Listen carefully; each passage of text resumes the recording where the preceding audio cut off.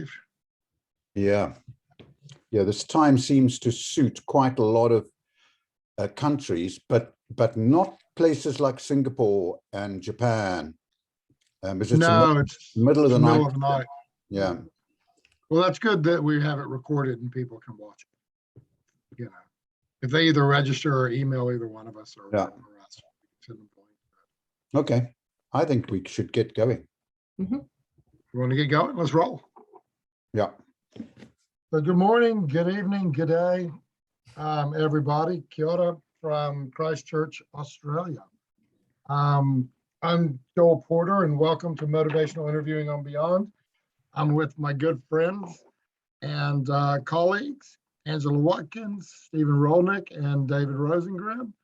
And we want to welcome you to the Motivational Interviewing and Beyond webinar. We've been trying to figure out whether to call it a webinar or not or something, but whatever it is, welcome. We're glad you're here.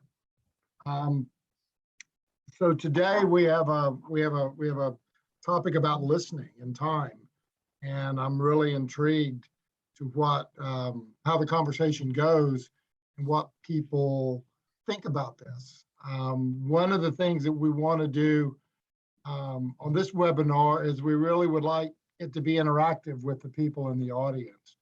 And so, as you might have heard, we've been, talking about, I wonder what Anthony has to say or what Andy might have to think about it, or Margot. But anybody, if you have some thoughts and ideas, please let us know, because what this is more than anything, I think, Steve, is this is a conversation more than a teaching thing that you and I and Ange are trying to do. We just want to have a conversation with each other and with our colleagues and our friends around the world around different topics that we feel like are interesting or we want to know more about. Not here to provide the answers or to tell people, this is how it is, but this is what it is. What do people think about it? Because it's ever evolving what we think we know. So that's me, and I'll pass it over to Steve, and then we'll go to Ange, and then we'll open it up and get going. Yeah, and I've got nothing more to say. You've said everything that needs to be said about the purpose of this. I'm Steve Rolnick, and I'm sitting in Cardiff, Wales, and looking forward to a discussion that I'm hoping will be fairly focused on this question about time and having time. And I've got some observations to make about what inspired me to say to you, Joel, let's do this. But I don't need to make those observations now. Up to you, Joel. Ange, you want to introduce yourself, please? Hello, everyone. My name is Angela Watkins. I'm based in Cardiff, Wales as well, just over the water from Steve Rolnick in South Wales. I'm really glad to be here. And as a student of MI, recently I've been learning about engaging and reflective listening. So I'll be really interested to see and hear about your experiences putting this to practice. Thank you, everyone. Cool. All right, Steve, this topic. When you emailed me and you said, does listening save time? I was like, oh, I'm intrigued. And I thought about some things, but what mainly I thought about was, where did that come from within you? Why has that been on your mind lately? This whole idea of this sort of therapeutic time that a lot of us, or teaching time or coaching time, the time we have with the people that we get the opportunities to work with. It's a strange thing, because in my world, we came up with this sort of hour. Who said an hour for therapy? Maybe that's to help people with their calendars. I don't know. So, and then we have brief therapy, and we're trying to save time, and there's false economies of time, and everybody's time poor, and there's never enough time to do the things we want to do. So I guess what you did is you kind of shot off a pinball in my head that I don't really have a lot of really clear thoughts. So I'm real interested in where this came from within you. Yeah, I think it's this incredible contrast between my, I don't want to say knowledge because it sounds very arrogant, but it does feel like that, or my personal knowledge of how listening saves time. I guess I must be frank. I do feel that. on the one hand, and on the other hand, the conviction among people that they don't have time to listen. Okay. And in my world, and it'll be interesting to hear from Andy Williams, who's in the world of schools and education, but in my world, at the moment, in football, soccer, and cricket, the overriding impression you get from people, from coaches, is that we don't have enough time. And so today I sat in a very privileged position with an international cricket coach whom I admire more than any other cricket coach. And I said to him, how's it going, this competition? He says, it's a bit rushed, the whole thing. And I said, how's it with the players? You know, how are you getting on the players? We don't have time. We don't have time. We're just going from one game to another. And that sort of captured it. And I thought about this evening and I thought, yeah, okay. I didn't say anything, but it's that contrast that had me thinking about this. And I've got some stories to tell about how listening might save time. And as you know, we've got a video from Dr. Ng, which we'll show a little bit later. Yep. And we've got Dave Rosengren here, who will have views and experience and his own personal knowledge of this, as no doubt you will, Joel. So let's go. But the overriding feeling I get is that everybody's rushing. Sure. And in that state of mind, they say we don't have time to listen. But, you know, I don't remember this so much. Again, I'm coming from a psychology therapy background, and I don't know about Dave and you, Steve, but I don't remember in the 80s this being an issue in the clinics that I worked in, that we didn't have enough time. It was more like people aren't coming in for enough sessions. And so we didn't have enough time with people, I guess, in the long run. But I don't remember this sort of, as somebody put in the chat, this sort of conditioning that we don't have enough time. I don't remember that being an issue. It was always, I wish I could get more sessions with my client. Not that I don't have enough time in the day to work with people. But now that's a constant mantra, is that everybody's time poor. They don't have enough time. They don't have enough time. Don't have enough time, you know. And so I just thought of that as you were talking. Where did this come from? This thinking of. And then in the chat column, you look in the chat column, you see some hypotheses from friends and colleagues about this.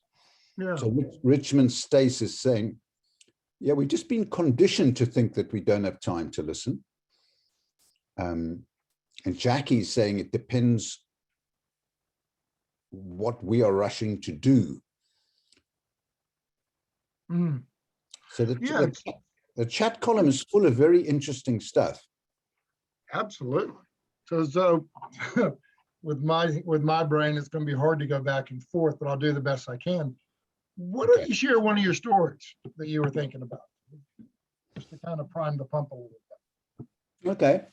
I don't know, years back, I was still living in the world of motivational interviewing and therapy with this knowledge about reflective listening. And I must confess, in the arrogance of my youth, I thought that we psychologists and experts had the sort of, we were on the royal road to understanding listening, and that the wide lots out there, they don't know about it. Okay. And I got a very rude awakening one day when I sat in with a GP colleague, Paul, who asked me to sit in on his consultations. A GP, sorry, that's a family physician.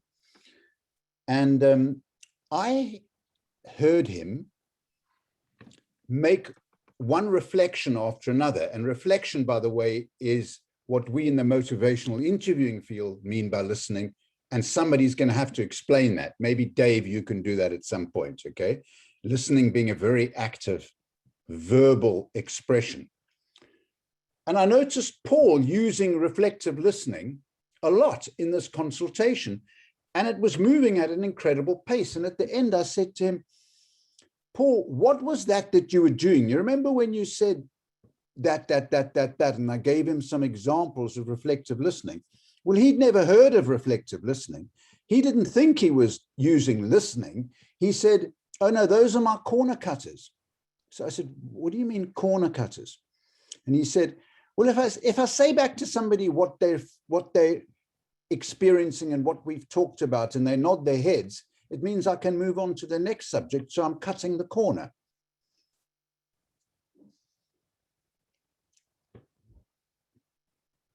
Yeah. We need your mic on, Joe.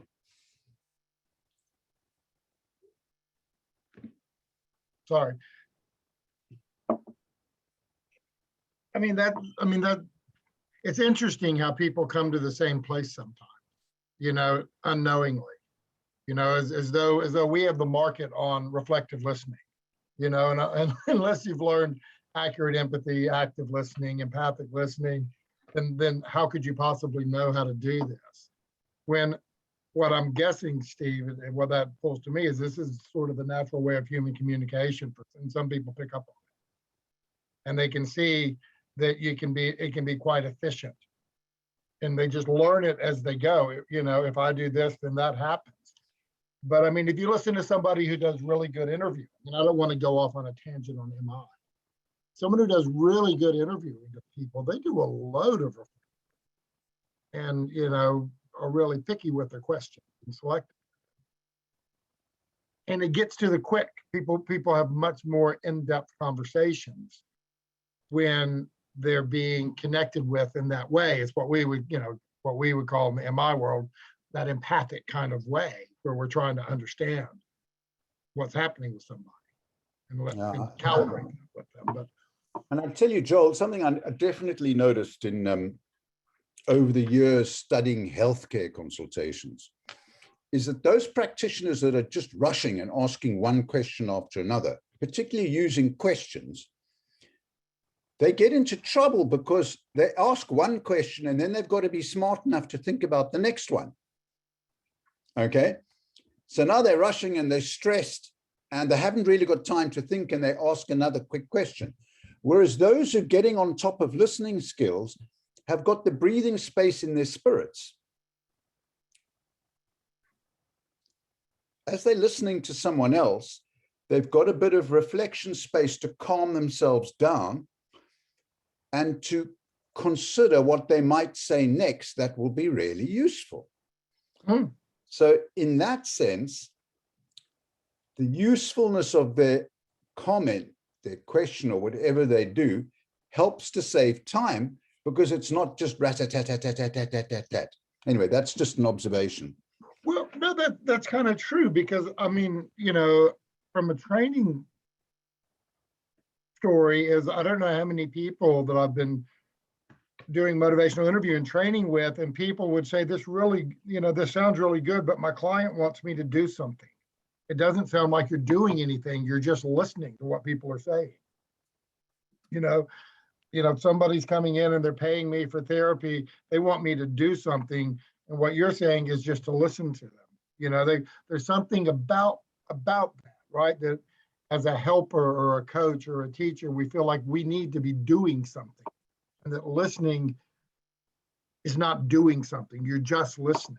Where the paradox, kind of paradoxical, is because you need to understand what's going on with somebody in order to know what to do. And I think there's something about that that's definitely true, Steve, is that we get caught up in our own thinking that we need to be doing something here. Yeah, Joel, I once designed this experiment and got research money to do it, and it failed. You know, I didn't get it off the ground, but it went along these sort of lines. You know, when people are going really fast, their judgment about how much time they're taking is distorted. Yes. Okay. So if they go really fast, they think it takes less time, but it actually doesn't. And there's some paradoxes in the heart of this of this experience of time that people have that I'm not going to articulate now, but I'll try and do that when I hear our friends and colleagues speak. Okay. Yeah. But I think it might be nice to move on and to hear from some of our guests, including Angela. Yeah, absolutely, Angela. What's on your mind with all this? You really sparked my imagination, Joel, when you said about good interviewers being good listeners. See, I went to journalism school and I kind of like the journalists who don't come with a set agenda. Maybe you're going to do a feature length interview. And what I've been, and it reminds me also of a lesson I watched of Steve's recently, who said, and Steve said, the best listeners are sometimes kids because they're curious. They've got, they do have that headspace. They do have that, they're not fixated on time or been to a deadline. They're just open and curious about what they may learn from that conversation. So I think, yeah, I think it's relevant to lots of different fields as well. Absolutely. Coming from someone who's relatively new learner to MI. But I just think it's fascinating, and it's made me reflect as well how I interact on a day-to-day level on my, on my family relationships and on work relationships as well. So yeah, I'm really I think it's something I thought it was simple, and the more I learn about it, I realize it's not simple at all. But It's not easy. It's not easy. Sure. It's not easy. It should, yeah, yeah. Yeah, and it takes energy and effort. That's right. And I was remembering something that I heard Steve say, God knows how long ago. It was in Melbourne, Australia, and he was just talking about we need to remove the clutter out of our minds when we're with people. Yeah. And what clutters us up is having agendas, and having 5-page assessment forms we have to get through before we even get to know the person, and all of that, the traps that Bill and Steve talked about in the first edition of the book that can get in the way of listening. But that clutter, that concept of clutter has really stuck with me. And when I heard Steve say that, it's really important to be able to declutter your mind sometimes. Absolutely. I wonder whether, Joe, I wonder whether at this point, it might be helpful for one of us, Margot or Dave, someone new, Margot or Dave, just to briefly clarify what we mean by listening. How about okay, I don't know that Margot's up on the panel yet, but we definitely have Dave Rosengren in Seattle. And I'd love to listen to what Dave has to say. Dave is a close friend and colleague of ours, and from the MI world, but I'll let Dave share anything he wants to say about himself, and I'll just be quiet and listen. I think you've hit the high points, and Margot is up. I can see her, and she can answer this question as well, if not better than me. I will take a first stab, and Margot can hop in. Let me start off by saying 3 things that listening isn't, okay? Listening isn't waiting to take your turn so you can insert what you want to say. So it's a really important thing, and it seems pretty straightforward, but it's not just biding our time, and nor is it sharing our interesting anecdote, the advice that we need to share, or those kinds of things either. So oftentimes we think about listening as sort of those activities. We're just waiting our turn to say what matters. And then sometimes we're sort of marshaling our cannons to take down the argument that we think is just full of holes around all that. And again, not saying that any of you all out there are doing this, but this is one of the things that I see when people talk about vaccine hesitancy, or exercise, or diabetes care, or alcohol or drug use. Those are the kinds of things that folks sometimes think about as listening. What is listening is really starting with what you guys were just talking about, decluttering our minds. We got to do a little bit of housekeeping. You got to make some space in order to be able to listen to what people have to say. And the more cluttered our mind is, the less space there is for that, the less opportunity to be present. And then it's going beyond what the person has said and understanding what's below the words. It starts with a focus on the other person, not ourselves, really paying attention to them. and then offering up what we think lies underneath those words, the thoughts, attitudes, beliefs, behaviors in the form of a statement. It's not a question. Questions may help us with the listening process, but a reflective listening statement is a statement. All right. And then the last thing I think is the thing you already hit on. It's about curiosity, that we need to be curious about what the other person is saying. And this is partly why I think 7-year-olds, as I think you were referencing a story about kids and that Steve tells, are so good at it because they're naturally curious. When we get to be my age, 61-year-olds, we think we know what people mean and we become much less curious, as opposed to really saying, well, I don't know what that means. Let me find it out. So those are my thoughts. Margot, what would you add to all that? Dave, that was beautiful. I think the piece that it resonates with me is being present. Someone in the chat earlier said, how many people are doing something else while they're listening to this webinar? How many are looking at their email or going somewhere else? And so being present, and that's the hardest piece for anyone to do when working with someone else, is how do you declutter? But the other piece is how do you stay present and balanced internally?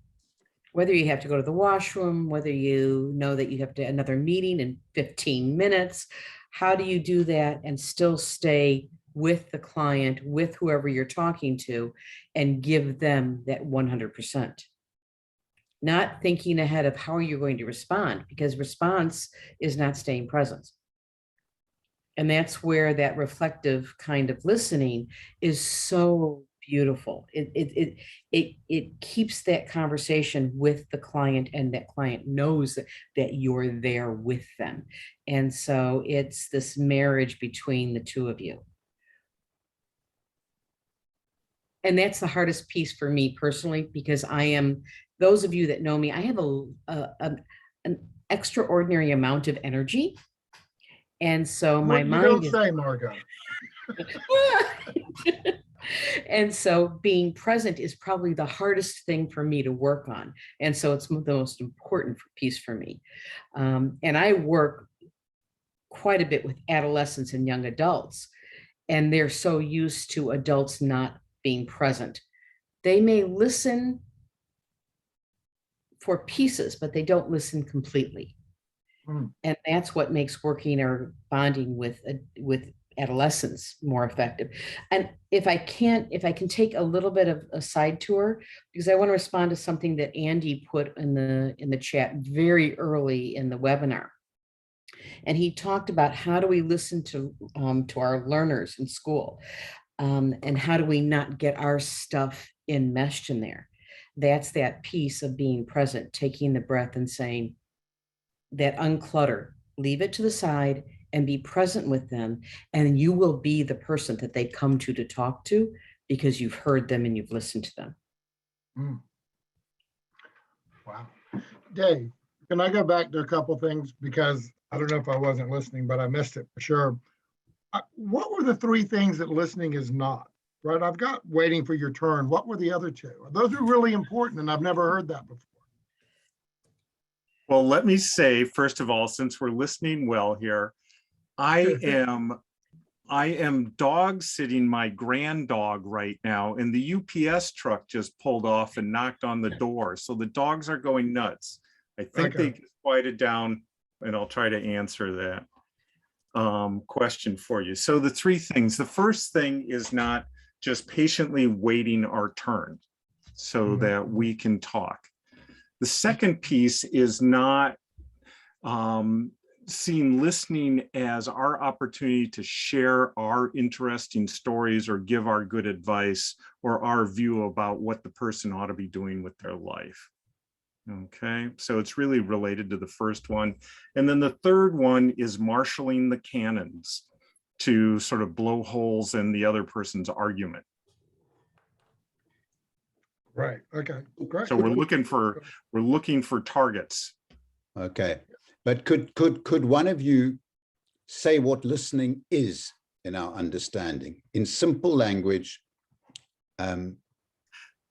You're not feeling like we hit it quite right, Steve. So I would say that listening is our hearing what clients are saying and giving it back to them in a manner that adds depth and understanding for them and for us. If all we do is repeat the words that we say to us, that's technically understanding, but it doesn't move the conversation forward. So listening requires more of us. We can stay at that level, but we need to go deeper. So we give it back to a person in a way they can use. So And to- listening and to- involves making a statement, not asking a question. And two of the things that's really helpful is being as present and curious as possible. Mhm. And And being in order to accurate. do that, you have to declutter. Okay, can I just tell you another story? Sure, Steve. If we accept that listening involves making a statement to somebody that captures the essence of what they're feeling and thinking and saying in some way, how's that? Would that be okay? It's a statement, okay? The other day I was with somebody who was online in America, a very smart guy, incredibly smart, and he wanted me to mentor him. And he said, I'm an expert in questions and asking questions with curiosity. So I thought, wow, this guy's going to learn a lot from understanding these listening statements. So I took him through this exercise, and it worked a treat, which was we each talked about our favorite place. So I asked him about his favorite place in the world, and I didn't ask a single question. I just made one statement after another. And eventually got to the point where he said, yeah, that's it. That's it. That's exactly why it's my favorite place. And it didn't take long. Okay. And then I said to him, look, how's about I do that again, but I'll only ask you questions this time. It was clumsy. It took ages. It was unpleasant for me. And so I think it then hits home for him that this is, and he didn't even notice the statements, you see. So the experience is of a natural conversation.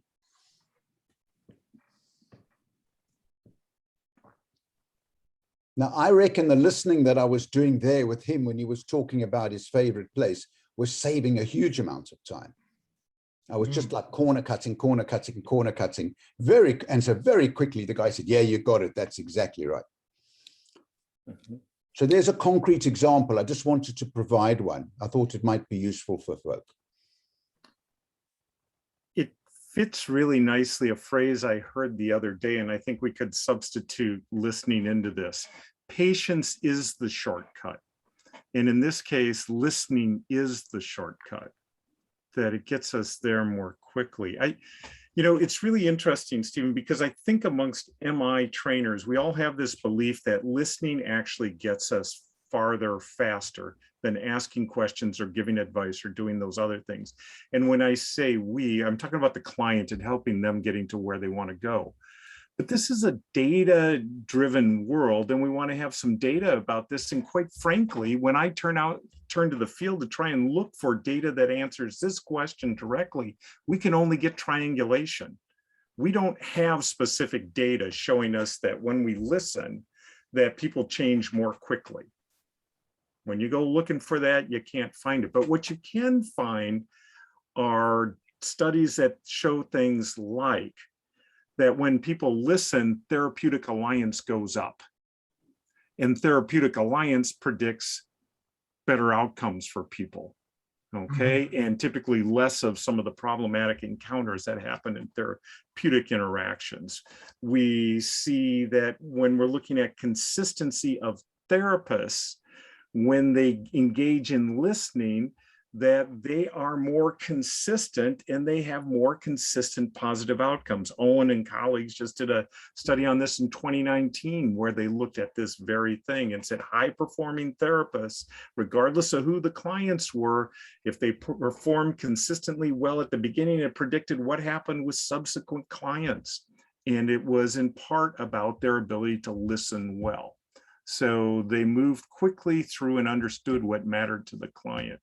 I think the model, I just came out of a training this morning with some folks at the King County Sexual Assault Research resource center here in Seattle. And I've got some of those folks on the line. So saying hey to those folks who jumped on here. And we were having this very discussion because we had done some practice where we went slower and it seemed to move us deeper and more quickly. And we asked the group, what do you think? Does that seem to help? And there seemed to be some degree of consensus that when we try to go fast, when we try to offer the information, where we try to move people through by giving them lots of resources, that it gets in the way because they're so busy thinking about those things and maybe the concerns they have about them, and they're not really focused on what's going on with them and what matters to them. So I thought it was some brilliant insights on their part about why it might help. And if I might add one more thing, and I thought this was a really nice metaphor. One of the folks said, it's like our clients are like us. They come into the room with all of these things going on. And it's like a tornado. And if we're busy and active, we're just adding more wind to that tornado. And when we slow down, it gives them the opportunity to slow down and the winds die down, and then they can see where they're at and make a choice about where they want to go, rather than just sort of spinning through their life as they are at that, like they were the moment they came in. And I thought that was a really nice metaphor. Yeah, there's something really powerful about and one of the things about giving somebody your full attention. And I was looking over in the chat and somebody asked, how do you declutter your mind? Well, if I knew that, you know, my mind is constantly going everywhere, but I know that some of it for me has to do with contact and focus. And you know, it's one thing for me to be sitting with a client and I can get really focused, right? And I can listen and I can be curious and be patient. And then if I'm at home, you know, and things are going on and you know, I get preoccupied and I get things going on and I'm a little bit distractible, if not a lot of bit distractible at best. And it sometimes, you know, I have a hard time listening. And you know, and it's an interesting kind of paradox is that, you know, at work, I can kind of get zen to all this and I can zoom in. And then if there's other stuff going around, kind of I think what Margot was saying, it's hard for me to filter out the other stuff, you know, what needs to be done, or I want to get this done, or I want to get that done. And someone's trying to have a conversation with me. And so I think part of it is about being aware of who you're talking to. And being able to have, for me, to have that conversation within myself to go, whatever else I'm thinking about doing, it needs to just settle back. Because as the old saying, the person you're talking to is the most important person in the world to you right now. That's the person you're with in that sense. And so, you know, and I have to do some self-talk around that, you know, particularly when there's a lot of stuff going on. It's just to kind of go, okay, settle down and listen, you know, whatever you're thinking about you have to do, it can probably wait. And if it can't, then, you know, let it be known and then come back to it. And it's the same with work too. If I can't give somebody my full attention, I need to let them know that, you know, what you're having to say is really important. However, right now I do have a meeting I have to go to, but we will get back to you. I will get back to you because I want to listen to you. I want to understand. Yeah, it's Joel, I don't know how to approach this, but it's tricky. If the reason why we're often listening is to help someone resolve a problem or develop and grow, if that's what we're trying to do, there's a quality of getting out of people's way when you listen. And this very famous cricket coach said to me this morning, I said, how is it out there in this competition? And he said, look, people misunderstand what coaching is. This is sports coaching at a very high level. He said, these people have got it within them they've got their capacity to play really well within them. My job is to be curious about how they might express that. Not to insert my wisdom about technique on them. Mm. And I thought that was incredible. It was beautiful. And I imagine that the therapists on this panel and the practitioners and people like Andy Williams, a teacher, would probably agree that the more you try and insert and adjust and interpret and impose, the harder it is for people to grow. And this experience I had this morning with a sports coach of just getting out of someone's way while you're a privileged witness to their growth. I don't know if that's helpful. I don't know if it's getting out of their way or getting out of, we're getting out of our way around that, where we think we have to do something as opposed to doing what it is you're saying there, Steve. Be the witness, the one who helps create the conditions where those things can come forward. And it seems to me that's a really vital role that the listener plays in how this helps move people forward potentially more quickly. It's like we're helping clear some of not only our clutter, but their clutter, and they can see where they want to go and how they want to get there. And if I can jump on that, Dave, the piece is getting out of our own way is we don't have to expert. We don't have to be the expert, and we don't have to give advice, and we don't have to be imparting our wisdom. And that's that impulse that we all have to fight against. That's getting out of our way so we can be present. Yeah, and this guy and I this morning started then discussing, is that really all elite coaching is about? And he said, no, I've got stuff to offer. So I don't know how you feel about that, Margaret. So we're not just talking about that all you need to do is listen. I don't think that's what we're saying. No, and we can give information, we can give advice, but only if they're asking for it, or we ask, can we share that? And then it's only in small chunkets. Yeah. I had a session earlier today with a young man going to college, and I asked him a very closed-ended question. I said, so do you feel prepared to leave tomorrow? And he said, hell no, I don't have anything packed. And then my question was, well, what would you like me to help you with to get ready for your leaving tomorrow? And then he said, do you know things that normally college students pack for school?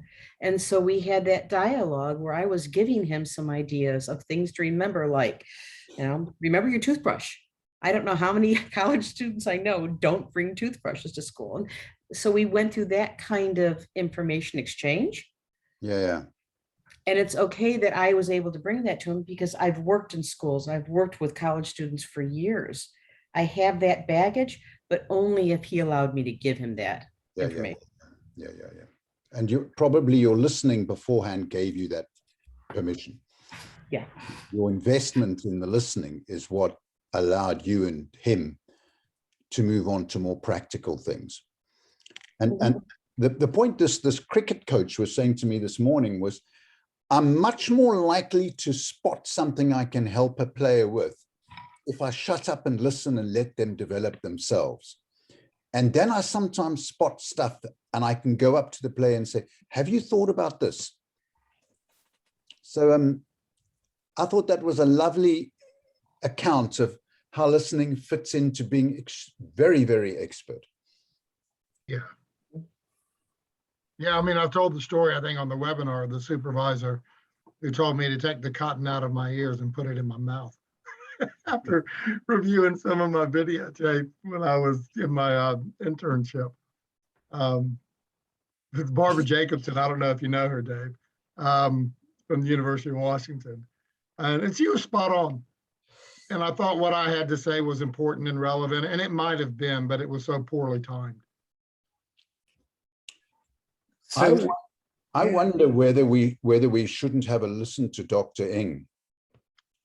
Let's go ahead. So why don't you introduce the the video we want to show? In 2013, I was in Singapore with Fiona McMaster, and we were running these large workshops on a Saturday and a Monday, mostly physicians, and many scores of them, a couple of hundred on each occasion. And we were trying to teach them these skills. They were in a sloping auditorium, so it wasn't easy. And yet we tried.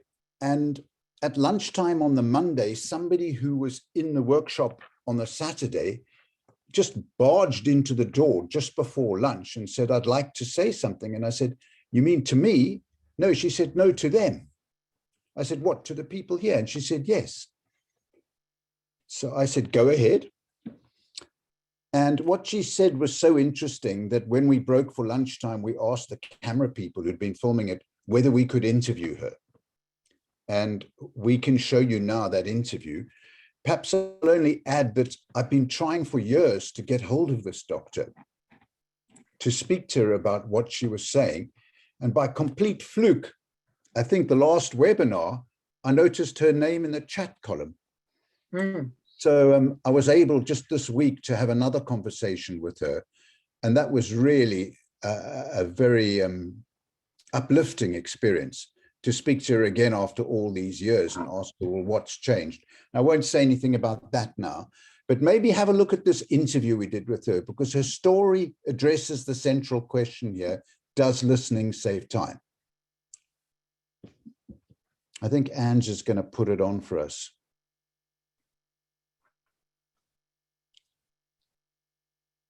Oh, thanks, Ange. That's the one. You'll see it is on YouTube under the title you can see there. Okay. You ready? This is Dr. Ng from Singapore and Dr. Fiona McMaster from England. And we're going to have a brief conversation about what happened, I guess, to Dr. Ng's patient. Perhaps you'd like to start, Fiona. So perhaps to start, could you tell us a little bit about your MI training? Well, I've only had like 3 hours of MI training. That was in May 2012. That was because I was attending an addiction briefing about my graduate of mental health diploma in mental health. And so that was 3 hours. And after that, I attended a 1 hour session, or less than an hour, that Fiona McMaster gave. So it's only 4. And followed by a training with Dr. Stephen Rolnick, which was just held last weekend. That was about 7 hours. And can I stop you there?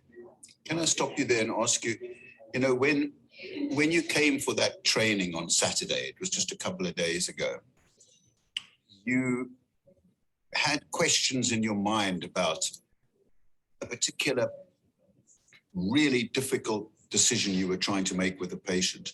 What was that about? Because you came and spoke to me and said, how can MI be used with this? Can you describe what the dilemma was for you? okay, the dilemma was because I have been trying everything that I've known in my 4 hours of training. And it was a difficult situation because he had been someone I've been working with for years, and he was at a major crossroad in his life. He had this condition that he actually needed consider dialysis on a fairly urgent basis for an advanced renal disease. And he absolutely refused to even consider about that, even though I had a relationship with him. So I was really desperate because he'd also seen the renal physician and refused to take anyone's advice. Yeah. So here was a really difficult decision that you felt a patient needed to make. And you'd put a lot of effort in, it sounds like, over the previous week, with telephone calls and consultations to try and get him to change his mind and make this decision. And then something happened to you during the training that made you think about you might be able to handle it differently. What happened in the training that made things different for you? Oh, the training was really wonderful. It really taught me 5 things that were important. Number 1 was slow down. Yeah, I'm afraid I've been very worried about him because I've actually known him through the years. I didn't want to lose him to, a medical illness. And so far he's been able to listen very well, but this time he was just resisting. So it reminded me to slow down. And we also learned about the importance for engagement. And I realized, yeah, I haven't really been engaging him afresh every time I meet him. It was like, I thought I'd known him like many years ago. I've always had that engagement. Almost like there was no need to re-engage. Yeah, no need to re-engage. So the reminder to re-engage, and then the need to actually listen to him and listen to what he was really feeling. And then the need to reflect, really reflect, just reflect and reflect and reflect. So I actually went back and I actually started engagement again anew and started to really reflect what he said. And this time it was within about 5 to 8 minutes after my reflection, he actually opened up his heart. And after that, within the series of 2 minutes, he actually had a lot of change talk. It was like a little bit he would share, and then it would be a change talk, a little bit more, and he would change talk, and it was a little bit more, and it would be a change talk. But he never had this change talk regarding his kidney problem before, and it was things that he was just mentioning about. Now I'm starting to think it is about my kidneys, which he has been refusing to even mention or even think about that. And he even asked me about, now I've been thinking about dialysis, and over, the several months he's been refusing to think about it. It's like, in just that short training, I was able to apply. It was really useful. And in fact, he even told me right now, I'm really thinking and I want to go back and see the renal physician again. It's like, wow. And that's really a breakthrough, because in the last 2 months, he's actually been avoiding this area completely. Yeah. So this was Saturday was the training. Yes. And then you've already seen the patient. It's Monday afternoon. When did you see the patient? I just saw this patient on Monday morning at about 10 o'clock. This morning. Yeah, and so within about like 10, 15, he was out of my room, whereas our normal consultations would be 20 minutes to half an hour. He was out of my room within 10, 15 minutes, and he felt good. I felt good. It's like, whew. And so it's quite strange then, because you're actually saying that the use of listening saved you time. The use of the effective way of MI listening with the reflections saved me time, yes. Because I was listening before, but I wasn't doing this sort of reflection when I was actually reflecting his feelings to him and asking him, because I was like relaxed. And previously it's like I would have a particular agenda. So it's like, and what we learned was during the Saturday was slow down. You don't know where it's going to go. Just let it be. And that made the difference. Slow it down and let it go. I don't know where it's going to go. And I had no agenda. And it was so successful. It's like, oh my, no agenda is actually better. So funnily enough, the more you slowed down, the better was your progress. And the less you tried to create a direction and oblige this person to go in a particular direction, the better was your progress. Yes, in fact, he was able to bring the focus himself in the picture. And I was so astonished. The focus actually came from him. He was actually talking about renal. He was actually talking more about his kidney. And he was talking about more of the symptoms pertaining to his kidney. He was actually talking about, now I'm open to consider. Okay.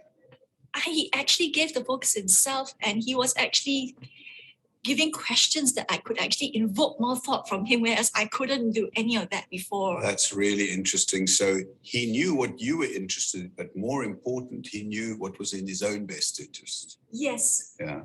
And it was astonishing, because previously he would just be very resistant. Yeah. Today, instead of resistant, he was actually like, I'm no longer resistant. I'm actually, I don't know, is that openness? Openness and clarity of thinking that allowed him to make it. Yes. And he was calmer. He's usually so upset and angry, and therefore he would shut down. Yeah. And I will feel his anger. Today, he wasn't at all angry. In fact, I was very calm, and he was very calm. We were both very calm. It was quick and fast. And calmness makes the difference. Oh, yes. I was so astonished, and I realized that just by little bit, I had to change. Yeah, it was a small change for you made a big difference for him.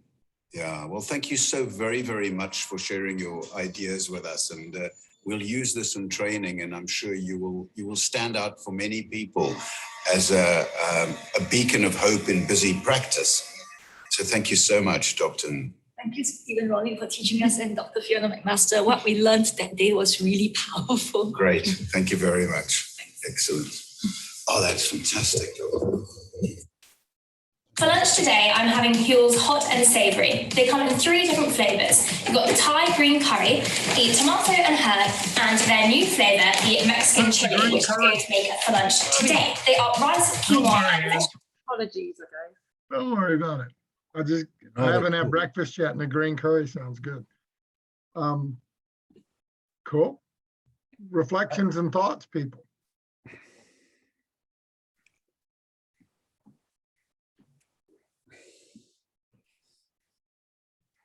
Margot, what do you think? You're muted, my friend. The classic Zoom statement, you're muted, please You're unmute. muted. Can you hear me? Or you're muted? This is not the first time I've watched that video and I still enjoy it. What I appreciate so much about it, Steve, is at the very beginning, you do a beautiful summary and then you invite her to talk more about it. And she keeps on talking about how excited she was about that process, of her excitement. It worked.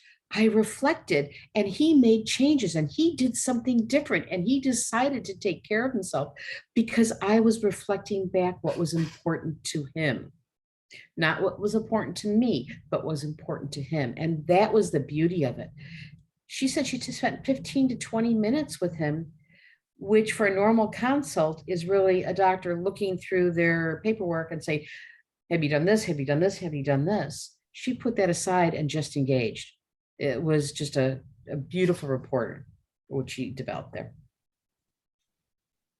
And so we're coming to perhaps a resolution here.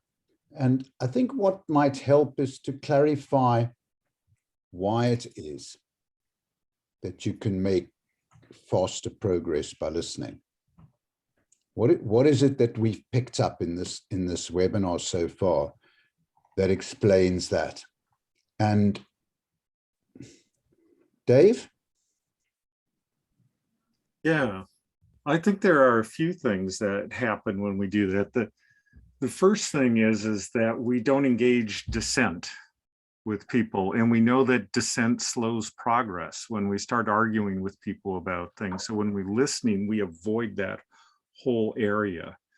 We also understand better what the issues are, and more importantly, what's important to that client.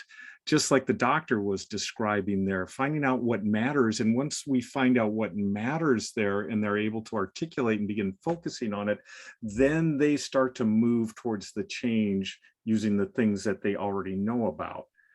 It also then allows us, and we were talking about this before we watched the video, about is there a place for the skills or the things we have to offer? And the answer is absolutely yes. And it's about the timing and the target of those things. It's only going to the things that clients want to know about and need some assistance with, not the things that we feel like they have to know along the way. So I think all of those things help to make the process more efficient and stop us from wasting time on things that we think are important, but the client isn't interested in doing, or our brilliant plan that isn't going to work in their circumstance because of all the things that they know about. So I think there's other things as well, but those are just some practical applications about why listening might actually go faster than something else. Telling people what to do, for example. That is really superb, Dave. Thank you so much. And I wonder whether we could bring Andy Williams in. Absolutely. Because a lot of our conversation has revolved around healthcare and therapy. And Andy's been immersed for many, many years in the world of education. And I've got a really blunt question to ask Andy. So if somebody can, Angela, can you find him? Are you around, Andy?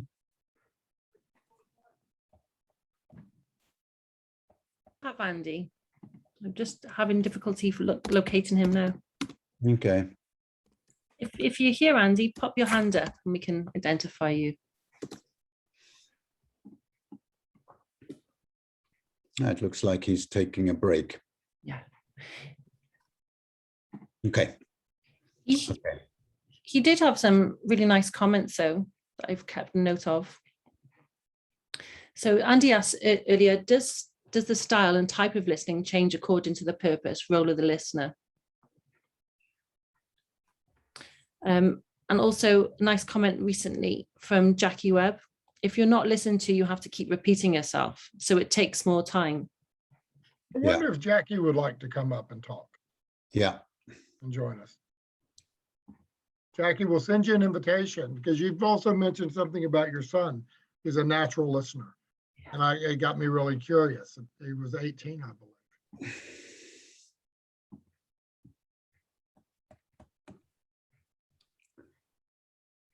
If you can get Jackie or Anna Brewer. Any luck there? We'll see. I'm curious about the thoughts about. Anna says hi, so I'm guessing she will. Sorry, Dave, go ahead. I was just, I'm curious about the panelists' thoughts about, does listening change based on where the person is in the process of thinking about the possibility of a change, whether that's sport or healthcare or schools? What do you think? I've been in the full spectrum. I've worked in schools, I've been in healthcare, I've been in marketing. I know it's a negative word, and it's still the same kind of listening, because what you're looking at is what are the client's needs, wants, desires, wishes, and working with them. Yeah, I agree. Yeah. I agree. Jackie's not able to join us, but we're delighted to welcome Anna onto the panel. Okay. Hey, Anna, Oh, welcome. no, So, thanks for having me. I'm catching up on Dave's question. Thank you. Yes, jump right in. So Dave, was your question, does a person change as a result of being listened to? No, it's actually a little bit different.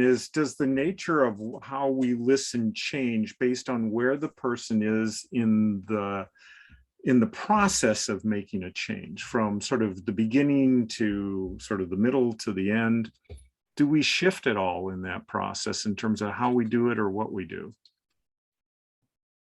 Yeah, I see Steve's head shaking no, and I'm thinking, I don't want to have to change all that much as I go through. I think that might interfere with authenticity a bit, and what I'm listening for might change as they're moving through a process. But I don't know that I do that. Yeah. Mhm. Yeah. It's not how you listen, it's what you listen for. Mhm. Yeah. Well, for some reason, the word effort came into my mind. And it's like if they're in the early stages of change, there's a lot of effort, that you have to put forward to really do the things that we've talked about, what listening is, and to get really clear on figuring out what's important to this person. What do they want? What are they willing to do and not do? And that requires a different kind of effort than somebody who has said, okay, I'm going to do this.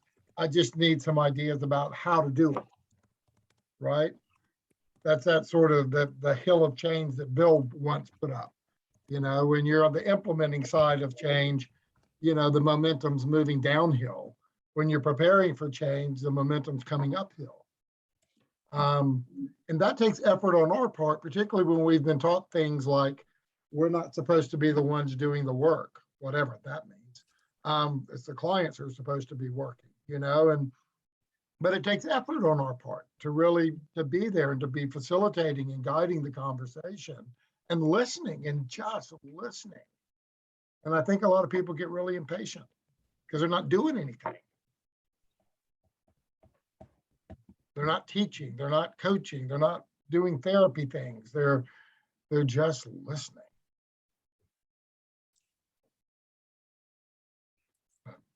Ona, what strikes you about all this today? That question about what is listening, and I keep finding my mind coming back to that, and it's such an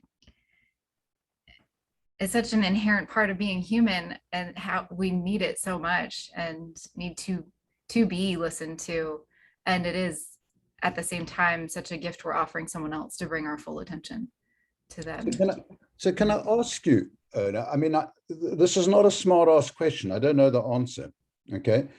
But if this is something that is so important and powerful and useful, how come kids aren't taught how to do it?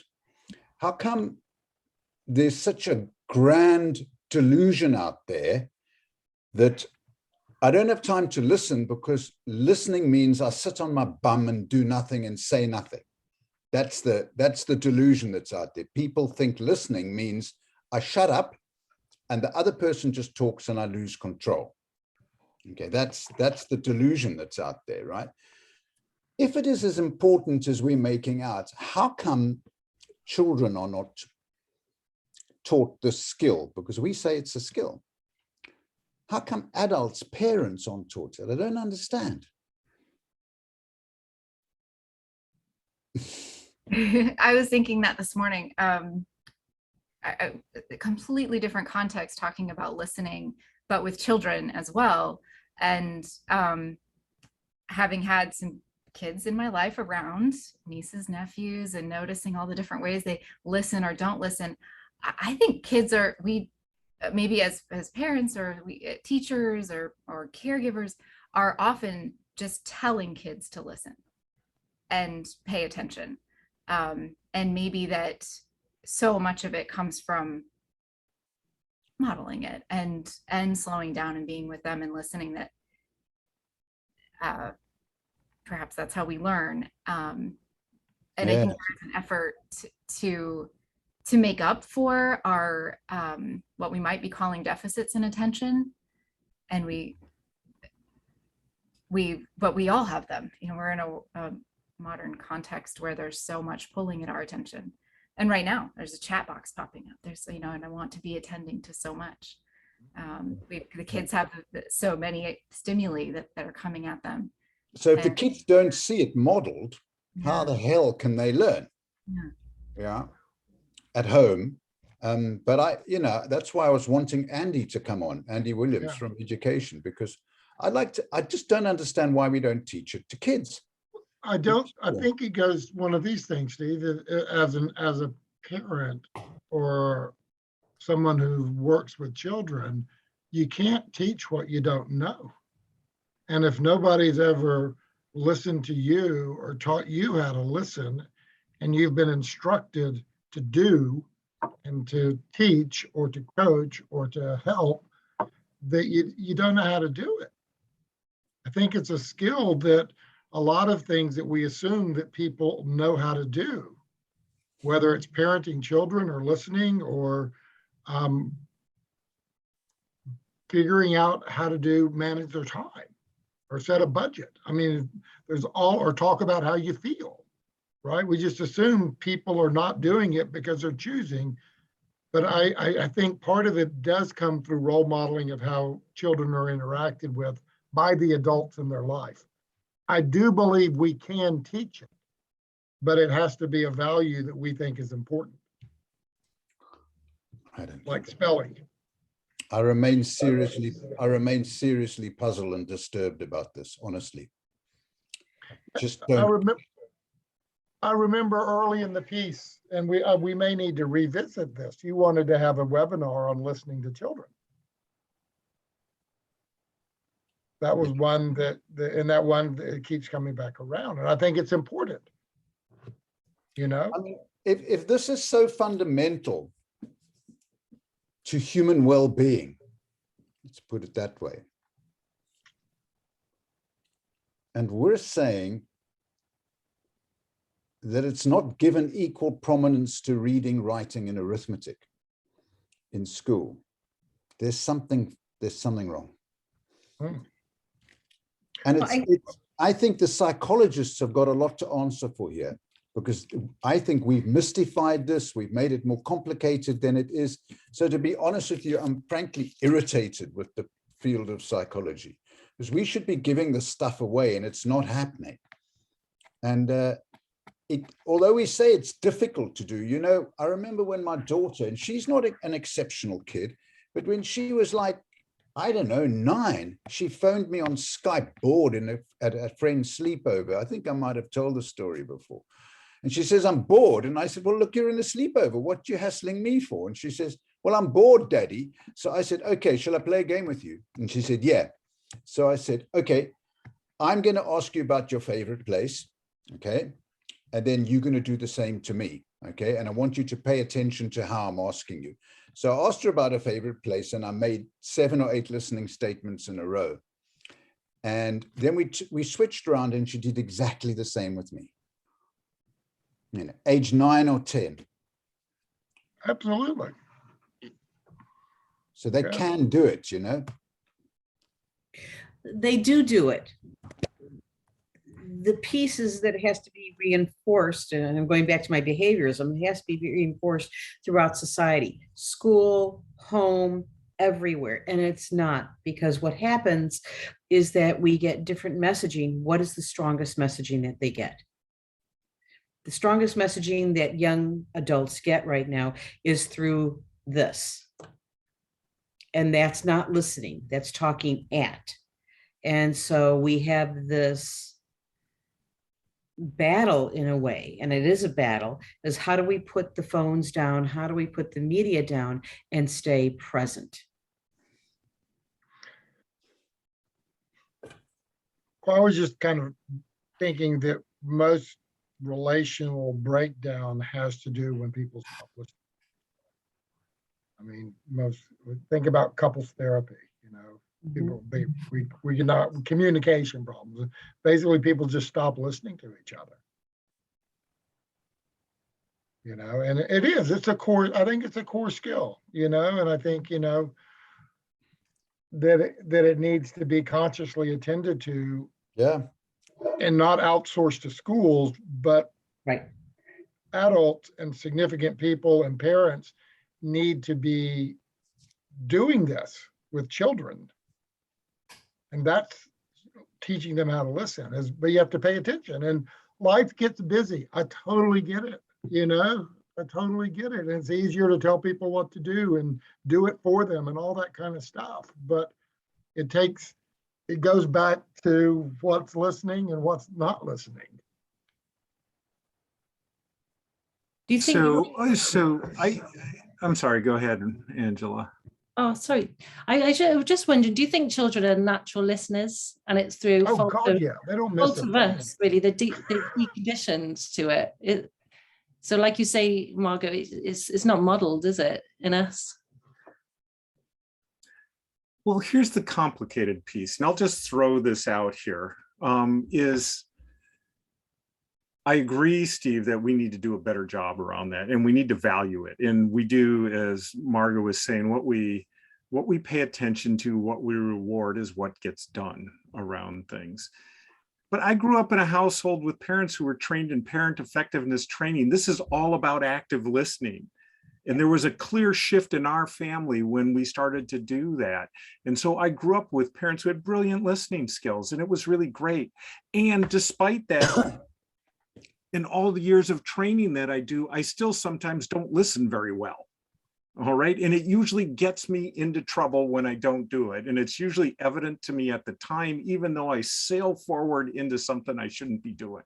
So I don't think that this is a black or white thing altogether. There's shades of gray here, and we need to sort of acknowledge that yes, we can do a better job, but that doesn't solve all the difficulties with the fact that we aren't listening. And in fact, John Gottman would say, yeah, couples communication may break down around talking, but you know what we really need to do? We need to teach people how to make repair attempts. So that's what Gottman does now, not so much communication skills, but how to repair when you screw up. And, you know, so I think there are a whole series of soft skills, and this is what businesses likes to talk about now amongst their managers and executives, is people need soft skills so they can do their job effectively. And we haven't valued those things, and how do we go about valuing them? And maybe that's a place where it helps us out in the rest of the world, because if business says it's important, then maybe the rest of us will think it's important too. So Dave, could you identify a few of those soft skills for us? Well, the very first one is the one we've been spending all our time talking about, listening. You got to listen to your employees instead of telling them what to do. that motivation doesn't come from the top down. You know, and a vision for an organization doesn't come from the top down. Asking good questions is a close second to that, but listening is the first one. Okay. And finding out about values and those kinds of things, and all sort of come with that. It's amazing the parallels, right? Because we like to think, oh, you know, our world is very different than the business world, and it's not. You know, people, we're human beings. We all have the same diagnosis, don't we? Human beings, you know, and we're so much more similar than we are different if we could just listen to each other and try to understand, you know. Mm-hmm. As Dave was sharing about that, I found myself thinking about the word humility, and that's required too, to recognize, okay, I wasn't listening, let me start, and then do I get it? Am I getting this? And that clarity, you know, with that willingness to be wrong and to misunderstand, and then try again. That's so much of relationships. So yeah. There's an aspect and of that's that. a way to save time, you know, is clarity. Because if you're not spending time kind of expending time, I don't know if you can waste time, expending time figuring things out, you know, but if you can find a way, like Steve had mentioned in one of his stories, and Dr. Nee, you know, that there's something about listening and responding in a complementary way that actually gives you greater clarity as to what's going on, which gets things, builds momentum and gets things moving faster. Yeah. You know, what's striking me listening to this is that if you ask, well, why is it that children don't experience listening around them as much as they might? I think one of the explanations might be that the role models, the parents and the teachers, are emotionally too aroused, too stressed out and aroused. I'm too busy, I'm doing, or I'm cross, or I don't understand why you haven't cleaned your room. And so as adults, our inability to kind of emotionally regulate to the point where we can just be with a kid and listen is a challenge. I can't listen if I'm uptight with my kids, you know, there's no way.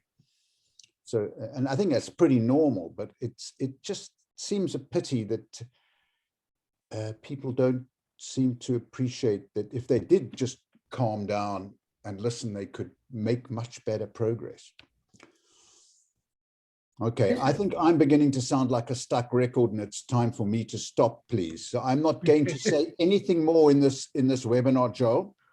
Okay, I won't let you. I hand it over to you, and please carry on for as long as you like, but I'm not going to say anything else because I've just got grumpy, as you can see. Okay. Well, I'm really curious. Hang on, Margo. Sorry. I'm real curious. I would like you, maybe you can end with your blunt question for Andy, because you've kind of put it out there and I'm intrigued. Or not, or you can tell me later. No, Margo, the blunt question for Andy is, why on earth have they become so obsessed with outcomes in education and so little attention is paid to listening? And in your experience, Andy, what has been the value of listening? And he would have been able to answer that one beautifully.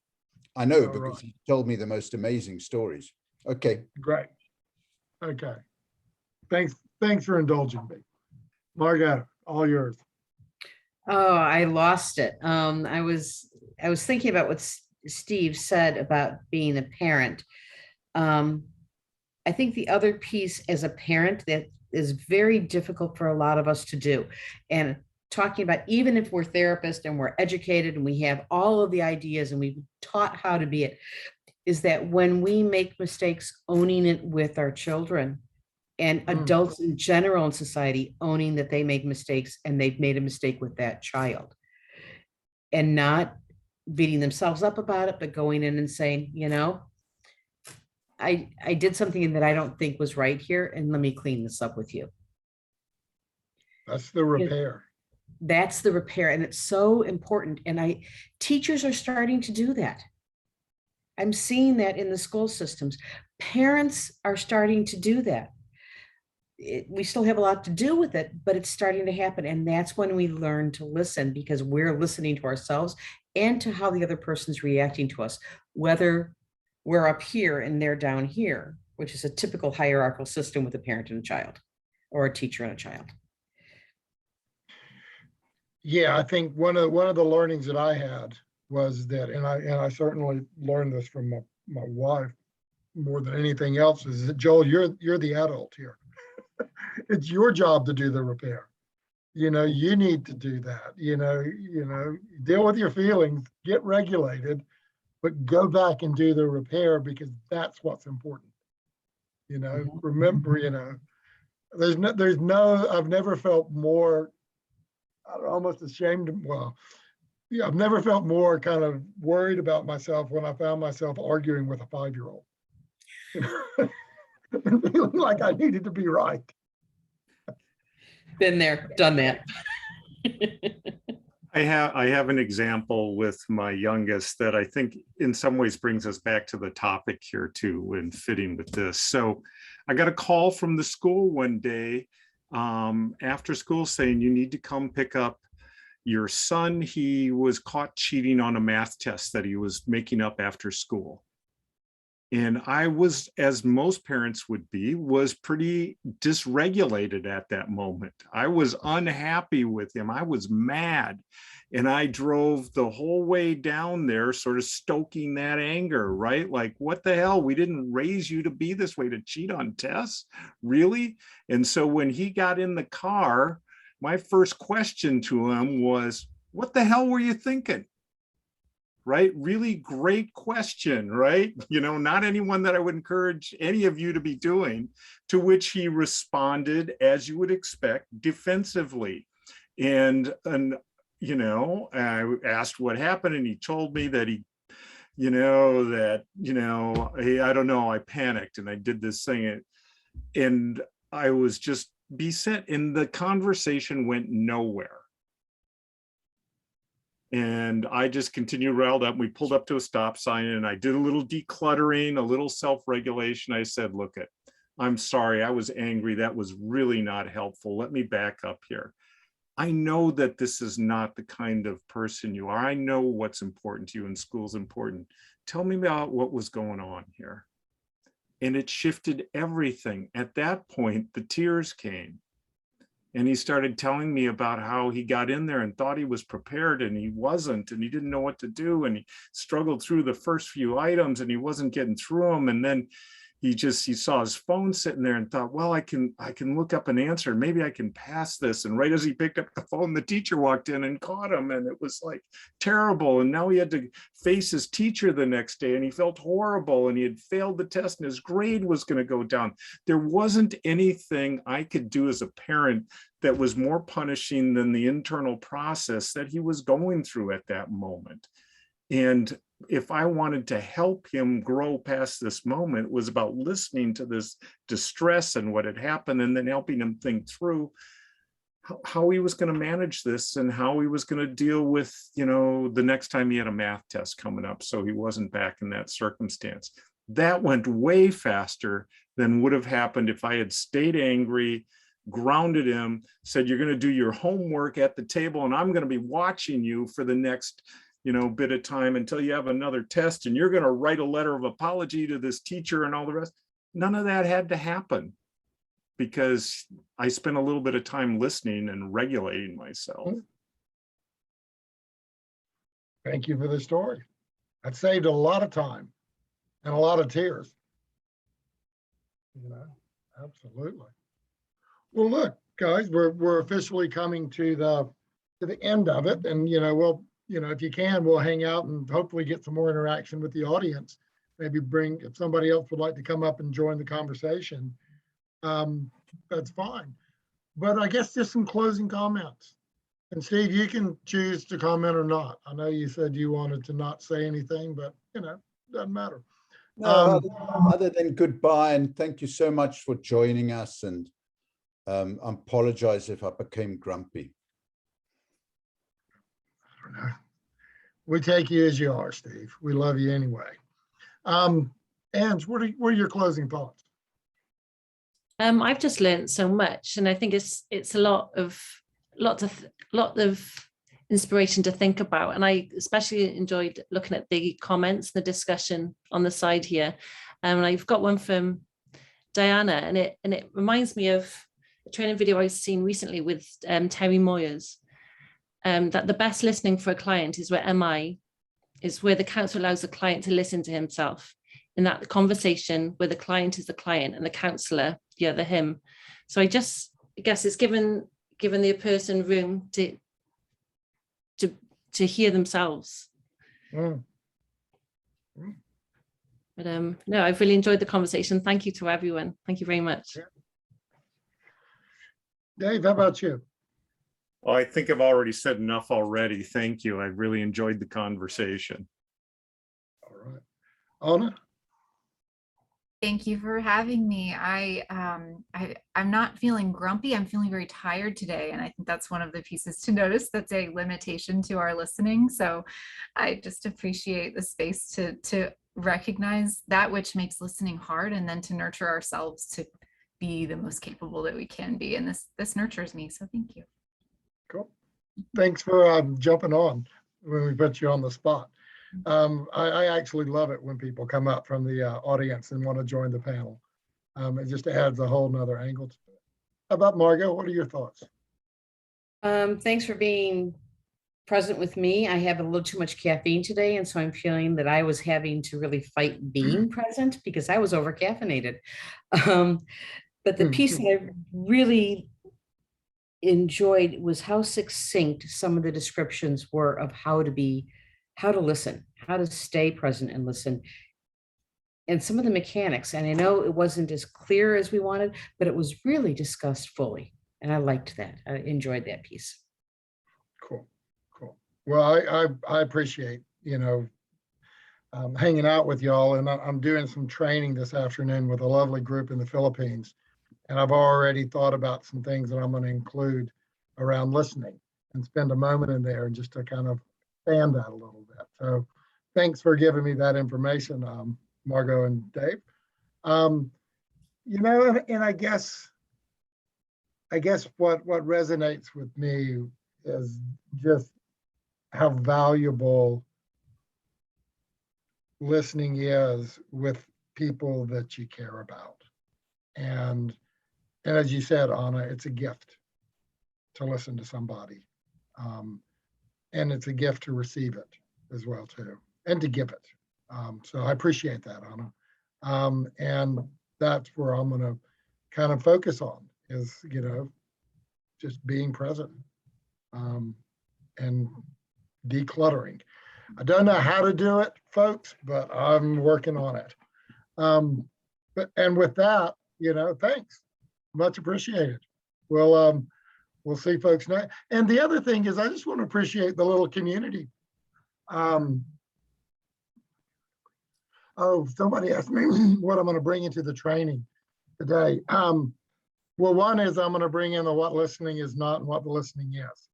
That's for sure. I think that's such a nice conversation starter with a group, particularly when you're doing motivational interviewing training and you're wanting to work around kind of engaging and focusing with people. So that's one of the really big things. And I think I'm going to pinch Steve exercise a favorite place.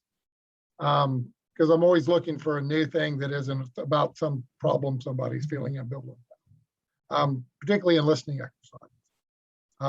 Get to the other stuff later.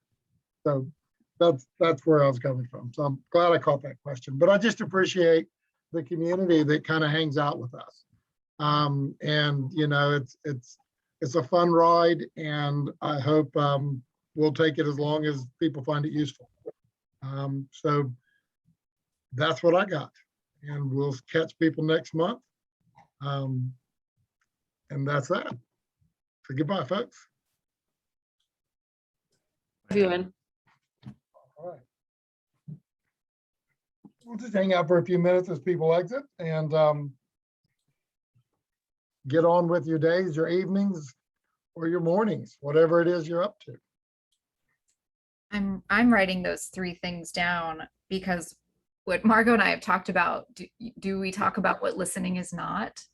And listening, that list just grows and grows and grows. There's so many things that are not listening, and it's nice to have, you know, an idea for 3 key ones that can really help summarize it. Cool. Cool. And we'll put the video up of Dr. Nee as well with along. I'll see if we can get that from Steve. We'll put it up on our YouTube site so people can have that to watch. And resource, you know, we want to develop a resources page so people can freely access. So, you know, we're building it as we go. I once heard Dave use the analogy of, you know, now that we got the bus going, we'll figure out how to put the brakes on. Where the seats go. It's runaway. Sorry about that, Joel. You've created a runaway bus. That's fine. That's fine. You're cool. We still got people. Yeah, no, it's really cool that people are coming from around the world to hang out with us. That's inspiring. It's really inspiring. So, gang, I didn't quite say what I was meaning to say there around those 3 things. So I'm just going to pop those into the host and panelists. I've been working on a TED Talk around these things. And so, you know, paring it down, and the one that I missed that I should have said is we assume that we know what someone means. Ooh. Mm-hmm. Well, that's kind of the first thing. And I presented the second 2 as the first and second there. So sorry, my head wasn't quite clear. I was not fully caffeinated enough. So we assume what we know someone means. We're just waiting our turn, or we're waiting to turn our cannons. Is that similar to the what did you guys call it, Steve, in the first edition? We already formulated what's going on with somebody. Trap. One of the traps. Pre-formulation and something like that trap. But it was one of the traps. Yeah, I haven't thought about that in a while, but yeah. It's to go back to Thomas Gordon for me, and so much of what our brain does with what we hear people say, it just goes right to what we immediately think it means, and that good listening is slowing down and generating so many possible meanings before we respond. Yeah.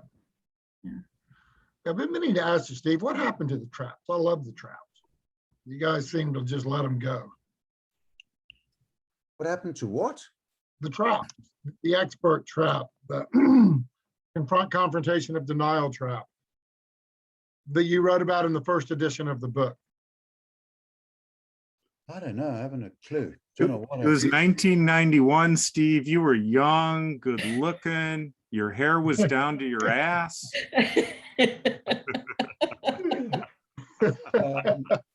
And you guys outlined several traps. You know, it was like the expert trap. What were they, guys? I'm not making this up, Emma. The assessment trap. Confrontation of denial trap. Yeah, they were quite handy, weren't they? And I still use them. Yeah. I'll probably get pulled up on it by mentees, but I still think they're incredibly useful. Yeah, that's right. Yeah, signposts. They're like signposts, aren't they? Yeah. Yeah. Okay, gang. Well, I'm gonna hop off. Did you get what you wanted? I know we sort of strayed off the topic of listening going slow, but I really did go looking at the literature to see if I could find anything that talked about talk time and outcomes, or listening and outcomes, and you just don't get anything specifically in relationship to listening versus not, leading to differential speed of outcomes. Well, I think you described it well by triangulation, like cell phone triangulation. I had to go, why is he talking about? Oh, that's what he's talking about. I like that way of describing that sort of data where it's kind of inferential, but it's not explicit. You can't just say, okay, this study indicates that, but there are studies that kind of capture it. You know, if you can, you know, do that. You know, with these webinars, we have a starting point, which is kind of a question. So I feel like you know, I'm coming away with new stuff, new ideas, new ways of thinking about the work I do, the training I do, and, you know, the people in my life. So yeah, I got what I wanted. Absolutely. And I got to hang out with you guys and everybody else. That's the best you know? part, right? Yeah. And Dave, you always put things in a beautifully concise, understandable manner versus I wasn't prepared for this, and so I rambled. It was nice to have that concise piece where it gave me something to work off of. So thank you. Well, in all fairness, Margot, I texted you 10 minutes before we started. Yeah, and I didn't get the text until I got hopped on and I looked at it and you said, can I bring you up as a panelist? That's when I knew I was going to be a panelist. Okay. Well, you screwed up and told me you were coming on. Cool. No. Well, that's the whole thing is, you know, people can, when we ask people to come on, you prepare as much as you need to. Yeah. This isn't about, you know, a scientific presentation, but I'm glad, you know, Dave, you did do that. That's great. That's helpful. And I'm wondering if any of the people that are still on want to come up and join the conversation. We have about 20 participants that are still listening to our conversation. Sure. Yep. Steve looks like he packed it up. Dave's going to go. I'll see you. Nice seeing you. It's getting late over there. Well, people having to shoot off. That's fine. No worries, Steve. We'll catch you later. All right. Well, folks, we'll just call it a day. That sounds good. Thanks again, Joe. This was fun. Yeah. This was great fun. Thanks for coming on. Anna, thanks. Margo, thanks for just stepping in. You just never know what's going to happen when you show up for one of our events. Yeah, I'm just glad I wasn't like in the bathroom when you pulled me up. And as usual, thanks a million. Oh, thank you so much, Joel. Thank you. Yeah, great job again. I'll edit it down and get it up on YouTube and get the podcast out Brilliant. the next day. So, all right. Yeah. Y'all have fun. Bye. Talk to you later. Talk to you soon, Margo. Bye.